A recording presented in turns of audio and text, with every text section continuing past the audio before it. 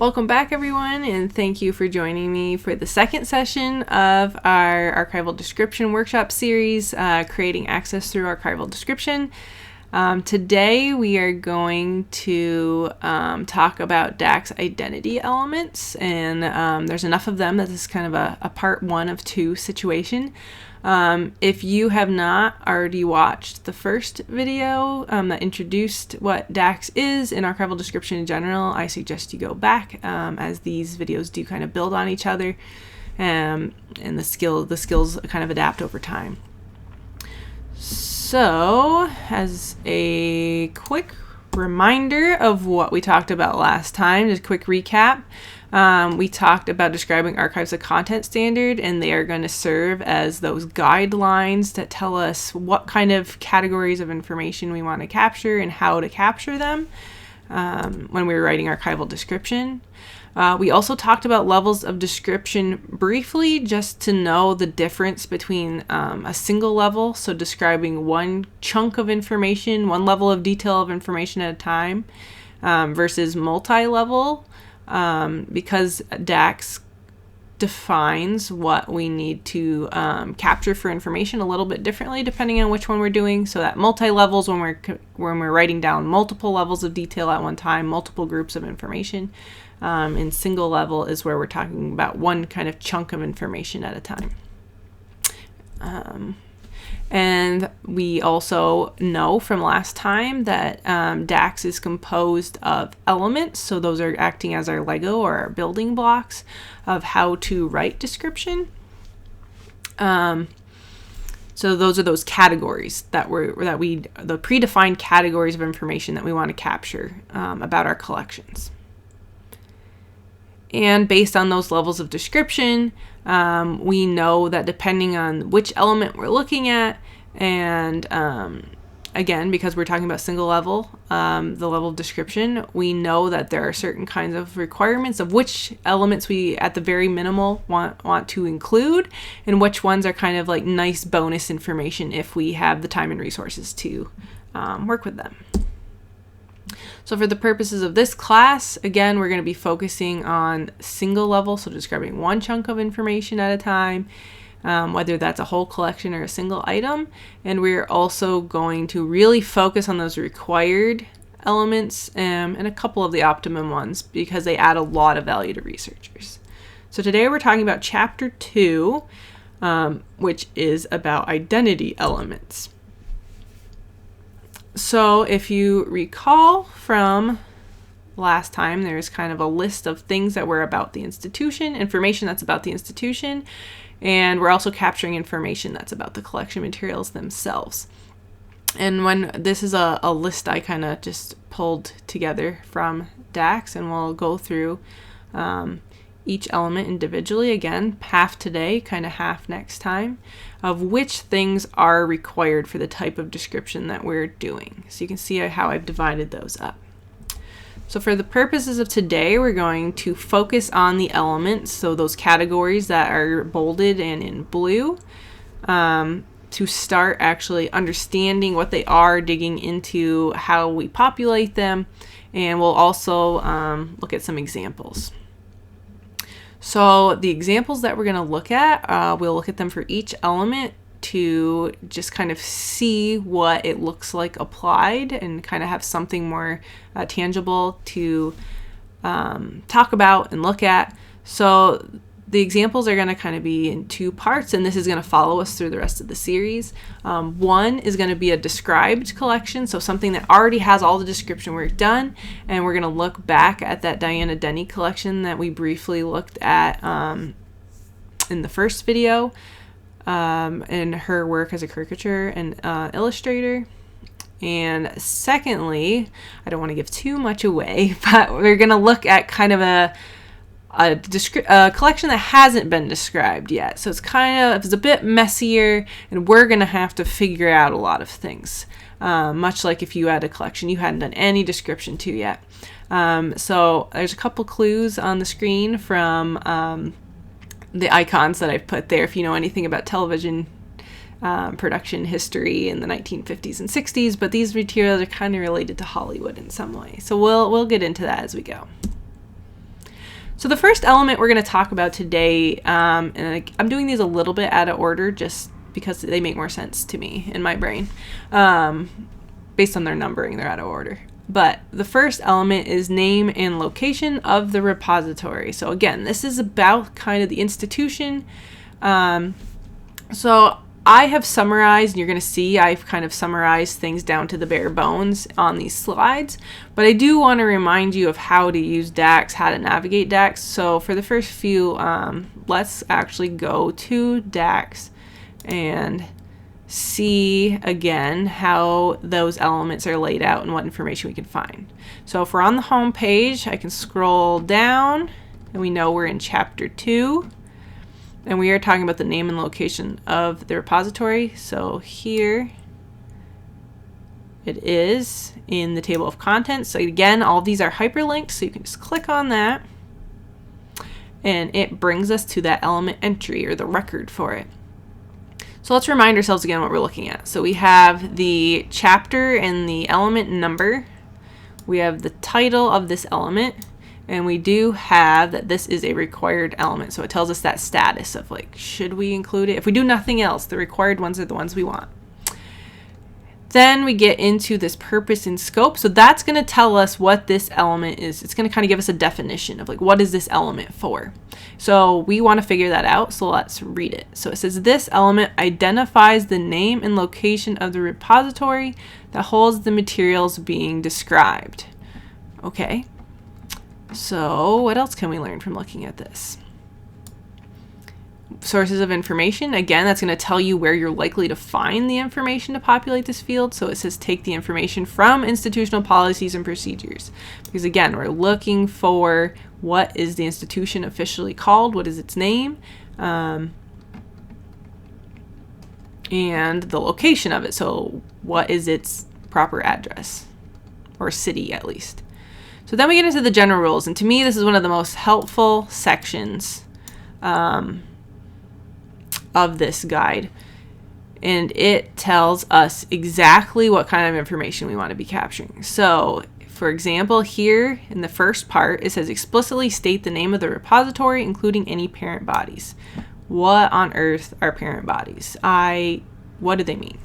But thankfully, because they give us examples under every single part, we can figure out what that means. So in this first example, you can see that this is an example where there's a parent body, as they call it, and kind of a subpart or a subdepartment. So we have a college, the University of Texas at Austin, and then within that, so this happens at a lot of academic institutions or really, really big institutions, is there's kind of subdepartments. So in this case, they have a research center called the Harry Ransom Humanities Research Center. So at another academic institution, you could have the name of the college, and then maybe the libraries are kind of a sub-department that are pointed out where the collections actually live and who you'd actually want to contact to get in touch with them. And then there's other cases that are a little more simple, straightforward. This might apply to a lot of us, where it's just one institution does everything, and they're where the collections are. So in this case, the Minnesota Historical Society does it all. So a second part we can include, and again, remember that DACS is a guideline. So you can use the pieces that you like, that make sense to you. You are not obligated to do any or all of it. You can just, it's kind of a choose your own adventure, so you can pick the pieces that work best for you. So the second kind of thing you could consider putting in your description is to provide the location of the repository. If desired, you can include the mailing address and other contact information. So what might that look like? So here in this example, they show us at the Alabama Department of Archives and History. So there's kind of the name of the place. They actually put a street address there, and they give us their phone number. So again, these examples really help kind of show us how it could be formatted, what it could look like, what kind of information we could include. In this case, why do we care about the name and location of the repository? Well, if a researcher finds a guide about your collection and they're really interested in it, chances are they might want to get a hold of you to learn more about it, do some research with it, work with it. So they want to know where you're located to see how easy it is to travel to you, and they also want to know how they can get a hold of you. So those are the types of information that we are looking for when we populate this element. So let's start by looking at the example of description that's already written for us. So in this finding aid by the Library of Congress about Diana Denny's caricature and illustrative materials, we're looking for where is it, what institution is it at, where is that institution, and is there a way that we can kind of get in touch with them if we had questions. So luckily, this is actually a very easy answer because they have it right on this cover page of their finding aid. So again, that guide to their collection. So we know, so this kind of has a parent body and a subpart situation. So it is at the Library of Congress in the Prints and Photographs Division. That is located in Washington, D.C. So they've just chosen to give us a city and a state. They didn't give us their full address. So what does that tell me as a researcher? That tells me that from Northern New York, it's not going to be a day trip, but I know where they're located at least. And let's see, did they tell us how we could get a hold of them? Yes. So here they have contact information, and this could look like a phone number, like in the example. It could be an email, maybe where whatever email receives research requests or something like that. In this case, it looks like they have a link to some kind of a contact form that they have set up. So that's kind of what it looks like that's how Library of Congress has decided to do this work. And again, here's just a summary. So usually when you're doing archival description, you're going to want to decide how you want to capture this information. So where do you want to write it down so that you have all these pieces and all these categories kind of in a place where they're handy to use and reuse and make into things. So a lot of times this can be some kind of like a word processing document. So it could be like Microsoft Word, a Google Sheet, so like a spreadsheet, some kind of a spreadsheet, some kind of a document. You could write it on a piece of paper. If you're planning to do it electronic, it's a lot of times easier to do it again in some kind of a spreadsheet or some kind of a document, just so you can kind of copy and paste it. Makes it really easy to reuse. But you're going to want to capture this information somewhere. So here's kind of my pretty formatted version of what we just saw in the finding aid. So I would have the category as name and location of repository. I might even keep that original number of that chapter 2, number 2, just so I know which element it ties back to. And then I have the name of the institution, oops, sorry about that, where it's located, and the contact information they provided for us. Okay, so moving on to example 2. So again, this is kind of our unstructured, messy collection that we're just figuring out how to write description for. So we have some basic information that we know about it based on when we got this collection. And this collection, the Diana Denny one is a real one that's at the Library of Congress. This is something that I made up with AI. It's not real. It doesn't exist. It's based on some real people, some real things in history. But as far as the collection goes in the institution, everything is made up. So it says, you work as the archivist at the Museum of Entertainment History, a museum preserving the history of film, cinema, and theater production. It's located at 123 Director Ave, Backlot, California. You just received a new donation to your collection, which has been assigned an accession number of 2025-015. And then it goes on to tell us about what we find when we start looking in the boxes that showed up.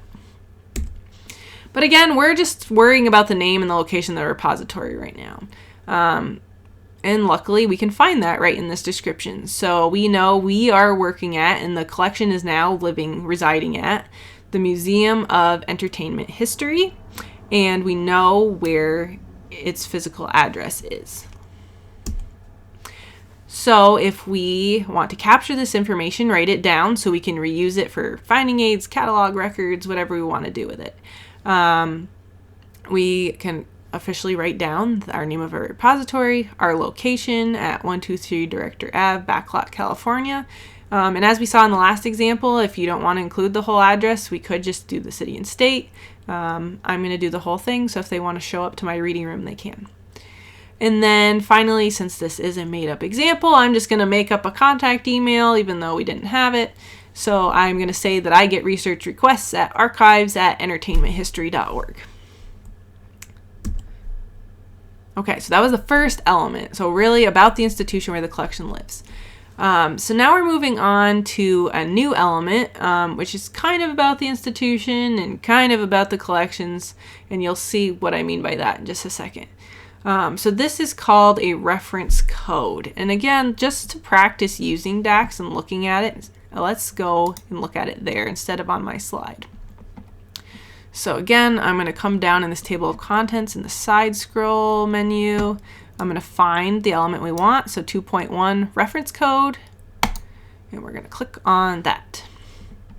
So we can see once again, this is a required element. So first let's learn what is it about, purpose and scope. So it provides a unique identifier for the unit being described. Okay. The identifier may consist of 3 sub-elements: a local identifier, a code for the repository, and a code for the country. And again, remember, DACS is a guideline, so sometimes people use all of these parts, sometimes they use some of these parts, sometimes they use none. Since this is required, we'll try to use at least one. So let's scroll down to see what they mean by these different types of identifiers. So again, it tells us where we can find this kind of information. So it says country codes and repository codes can be taken from national and international code lists. Repositories should develop a local system to uniquely identify discrete materials. So let's keep going, learning what that means. So local identifier. So we are learning, so again, they said a local system to identify the materials that are being described. So if we look at these examples, you can see, oh, these are actually just collection identifier numbers, however people do it. And then we can see down here, so what do they mean by repository identifier? Well, here's an example. So the repository code, for University of California Irvine libraries is something called CUI. And a lot of times this applies to really big institutions will already be on those official code lists like it mentioned. And then for a country identifier, it says, for example, the United States' code is US. You can see Canada is a capital C and a little a. All right, so we kind of get the gist. There's 3 parts we could have. We are looking for unique identifiers either about the collection locally, the repository itself that's housing that collection, or the country that that institution lives in. So if we go back to our example with Diana Denny, let's see what the Library of Congress has told us.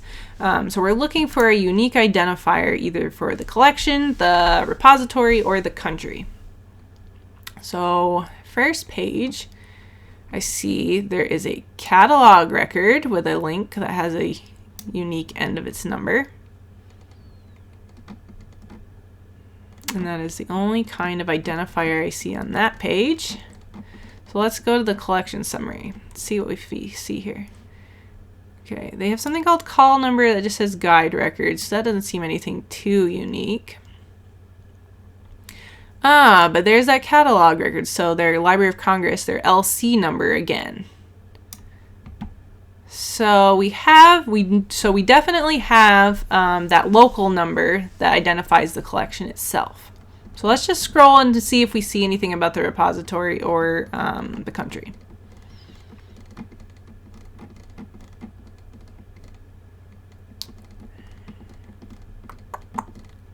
And no. The answer is no. So when we go back to our slides, what did we find out? So in the case of the Library of Congress, the only identifier that we found, obviously, that was easy to find at least, was that they had a local identifier listed, and that was that catalog record number for the collection. So now let's go to our Hollywood example and see what kind of identifiers can we get for this. And again, when we reviewed that text that we had about our collection, how it came in, things like that, we saw that it was assigned an accession number, so that's our local number, of 2025-015. And at this point, we don't really know any more about it other than that. So we keep it pretty simple in that we have a local identifier that is that accession number, because that's how at this institution we're numbering our collections. Okay, so that was the second element of the day, and now we're going to move on to the third element of the day. So those last two were really kind of talking about the institution, at least in part. Now we're going to move on to focusing more on the collections. So we're going to start with the name of the creators. And just for the sake of practice, let's go back to DACS. We're going to go to Chapter 2, 2.6, Name of Creators. And we're going to click on that and go to the element entry. And now you'll notice there's kind of a new variety of requirement. So this says required if known. So you may not actually be able to figure out who your creators are. But let's see what they want us to do. So what is this element supposed to be for? So it says identifies the corporate bodies, persons, families associated with the creation, assembly, accumulation, and or maintenance and use of the materials being described. And then as you'll see, compared to other records we looked at, this one goes on and on and on. It has a lot of examples and a lot of different kind of rules. And why is that? It's like creators are kind of complicated. They can be a lot of different things. So this goes into detail about all those different situations and scenarios that could happen. So I want you to know that this exists and this is here for you, but it also can be a little overwhelming as you first get into it. So I'm going to break it down for you too. But again, if you have a question about any kind of quirky situation or want examples, you probably can find it here. So let's go back and just break it down a little more simply. So, okay, we read their definition, but what exactly does that mean? So what they're really asking is who made the materials or who brought them together, who kind of aggregated these materials to come and exist as a unit that they are. So what kind of information might be in here? So that could contain things, usually some kind of a name, and then depending on what form that name takes, it could also include dates. So I'll show you what I mean by that. So usually we want to capture this information in some kind of a standardized format. This will help. I kind of alluded to in video 1 that computers aren't all that smart, so sometimes we have to help them and give them information in a certain way so it knows where to find them. But also it helps us to maintain our collections and work on them, revise them in the future, and also anticipate where to find information if we enter data in a consistent way, in the same way every time. It just makes life a lot easier for us. So that is something we're going to think about when we do creators. But first, let's talk about the categories of creators that can exist.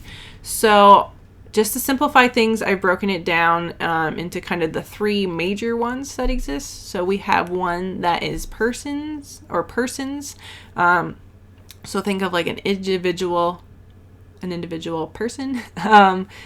And it could be one or more than one. So we're thinking about people themselves.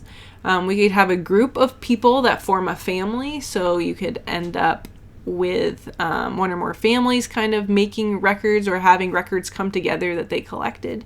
And you could also have something called a corporate body. So think of this as like a business, an organization, some kind of a more like official group that exists. And in order to kind of standardize that data or enter it the same way every time, there's kind of a suggestion of how you can do that. Again, consistency is the most important, that you're doing it the same every time you do it, and keeping track of how you do it at your institution is the most important. But if you don't have a system already, here's some suggestions. Is for a person, usually do their last name and then comma, their first name, a middle name or middle initial if you have it, another comma followed by their year of birth with a dash, and then their year of death. And why do we want to capture their birth and death dates? In some examples, that's the only way that you can really tell one person from another. So for example, in my family tree, I have 2 men a little ways back that have the exact same name. And when you're doing research and trying to figure them out, the only way I can really tell them apart is if I know their year, because it was father and son. So I can only really tell who's who by having their year of birth and their year of death, especially to know who's who quickly. So it's just to really help make sure you know exactly which person you're talking about. Then for family names, you can do a last name and then the word family. If you have two families that have kind of made things together, then, kind of like my last name is, you can have one of the names a hyphen and then the other name. And finally, a corporate body or a business organization like that, you can you're looking to just list the official name. And again, this kind of standardized how to structure your data, how to enter it the same way every time is going to come up again when we talk about access points in a few sessions from now. That's really kind of making formatted data to make searching and discovery better. But we're not going to worry about that right now. We're just going to use this to keep things simple. So let's, again, look at our Diana Denny collection to see what's already kind of been decided, how description's already been written for that. So before we get there, what category of creator would this be? So she's not a business. It's just one person. So that's what we're going to do.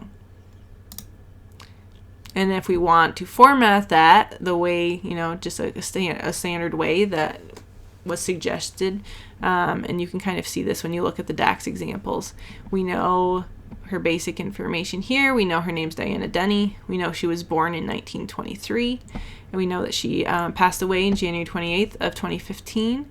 So then in order to just kind of follow this little formula up in the top box of how to structure it, we end up with Denny, Diana, 1923 to 2015. So let's go look at the finding aid and see if what we have is close to what they have.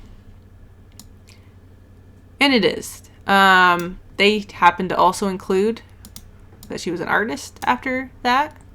Maybe there's more than one Diana Denny with similar birth and death dates who did some other occupation. So, just another way to kind of very quickly relay information about which person we're talking about. But for us, this is a perfectly acceptable answer for a creator. Okay, so let's look at our messy collection and figure out who our creator is going to be for this. So it says here's what we find when we look at the pile of the new donation. So you open the first box to discover original scripts, production notes, and behind-the-scenes photographs from iconic television series produced by Desilu Productions, including I Love Lucy, The Untouchables, Mission Impossible, and Star Trek. Most scripts are in English. I Love Lucy contains Spanish, and Star Trek contains Klingon. You also find business records, personnel files, contracts, and financial records from the studio operations, including records when the studio was founded in 1950 and was sold to Gulf and Western in 1967. The second box contains 15 film reels bearing the labels behind-the-scenes footage and interviews. You also see 2 scrapbooks in the bottom of the box that contain press clippings, photographs, and handwritten notes from the cast and crew members addressed to Lucille Ball, co-owner and eventually the sole owner, becoming the first woman to own and operate a major television studio. In the third and fourth boxes, you find awards, costume, accessories, and props saved from various productions. You also note rare promotional materials, costume and set design sketches, and memorabilia, including Star Trek action figures. The fifth box reveals correspondence. One set of letters are between Ball and her longtime collaborator and former husband, Desi Arnaz, shedding light on their personal and professional partnership. This includes Arnaz's resignation from the company and sale of his holdings to Ball in 1962. Another section of letters between studio executives, mainly Ball and Arnaz, and various celebrities who were cast members or appeared in guest spots on productions including Red Skelton, Harpo Marx, Milton Berle, Leonard Nimoy, and Carol Burnett. So again, we're thinking about creators. So what can we pull out of this to try to figure out who our creators actually are? So what do we know? So we know that there's a lot of memorabilia. So we have scripts, we have costumes, we have sketches, we have scrapbooks. We have all kinds of stuff that was from productions made by Desilu Productions, or Desilu Studios. We also know there's business records about the studio's operations. So those personnel files, contracts. Okay, so far, Desilu Production stuff. Those scrapbooks says that they're letters from cast and crew members. So in the course of, employment, in the course of work, it has to do with their work at Desilu Productions.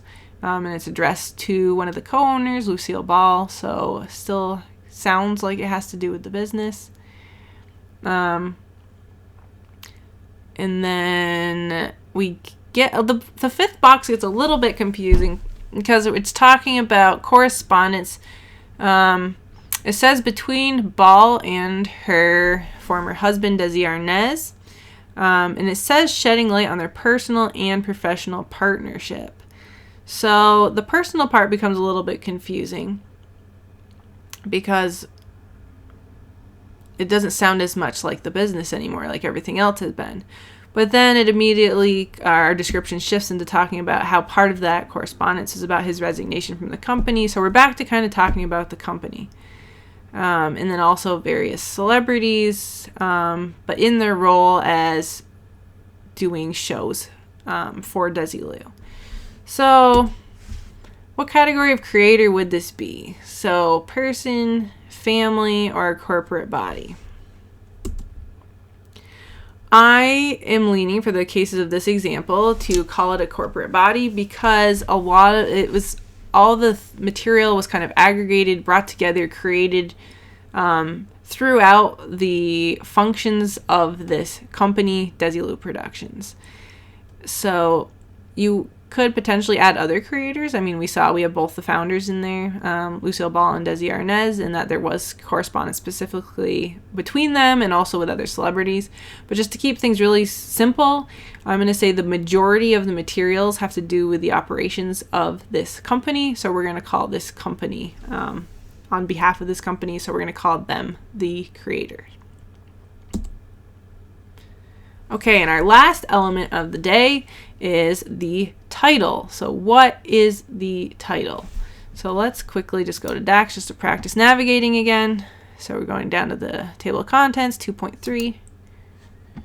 So this element provides a word or phrase by which the material being described is known or can be identified. And then again, we have a lot of description, the sources, a lot of examples. So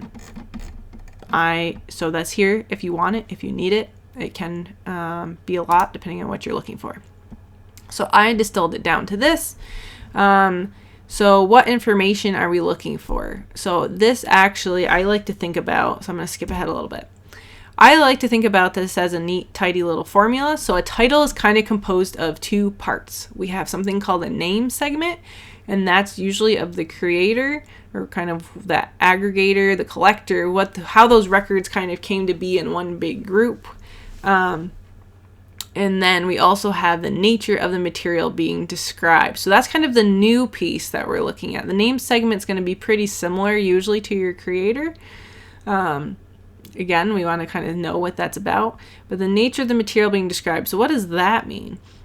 So to keep it simple, I have it kind of distilled into kind of three options. So we could be describing a mix of materials that are about an individual person or a family.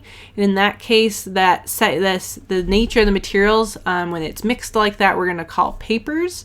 Or for a family, we're going to call them family papers. So that's going to get tacked on after the name of our name segment. If we have a corporate body, so again, like a business or something, and it's a bunch of mixed up stuff, all kinds of different things, we're going to call them records. And then finally, if we either don't have a mix of stuff, if we have something more specific, so if we have just one type of item. So for example, we have a bunch of scrapbooks, we have a bunch of photographs. Then we can actually call them by the format name. So we might say that it's scrapbooks, we might say it's photographs.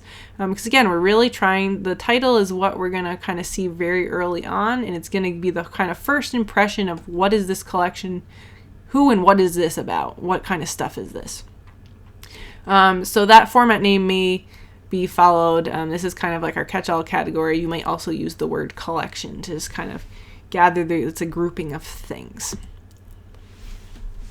So let's start by looking at our Diana Denny example. So we already know the name segment. We know this is kind of about and has been aggregated. So our main focus is about Diana Denny. She's our name segment. She's our creator. So what is the nature of the material? So if I start up at the cover page, and then we're going to scroll down to find the title, even though we just came from there. Okay. So the nature of the materials, we're going to skip down here first. Extent kind of tells us what the materials are about. So we can see that this collection has drawings, newspaper clippings, and graphic display materials. So that's kind of the nature of the materials that exist in here. And how did the Library of Congress decide to name this based on knowing that? So we can see that we have Diana Denny. She's kind of our name segment. That's who or what this is about. And then we can see that they use those formats, in this case, to name the collection. So we have caricature and illustration drawings, and they're grouping them together as calling them a collection. So a lot of times you could just have the name of the format. You could also have it turn into a collection. So in this case, they use that specific format. That's kind of what was unique about this collection to put them together. So what's going to happen with our second example? So we already know that this collection is mainly about the activities of Desilu Productions. That's kind of our creator. That's what activity kind of made all these things exist from. So what's the nature of our materials? So if we skim through, we can see we have original scripts, we have production notes, we have business records, we have film, we have scrapbooks, awards, letters. We have a mix of a whole bunch of stuff.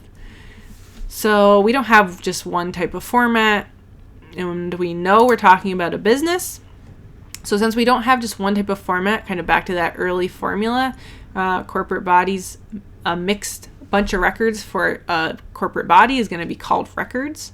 So this collection is going to become titled the Desilu Productions Records. So that brings us to the end of today's video. For those of you who are in the class, we are going to spend our live session analyzing discovery tools, so kind of just seeing description that's already written and looking for the elements and what they may look like that we talked about today. So again, that repository information, creators, and titles. And then I'm also going to give you a bunch of unstructured data, a lot like our Hollywood Desilu example, so you can practice pulling out information that's relevant and forming your own elements. For those of you who are just following along in the videos, thank you, and I will see you in the next one, which will be a continuation of identity elements.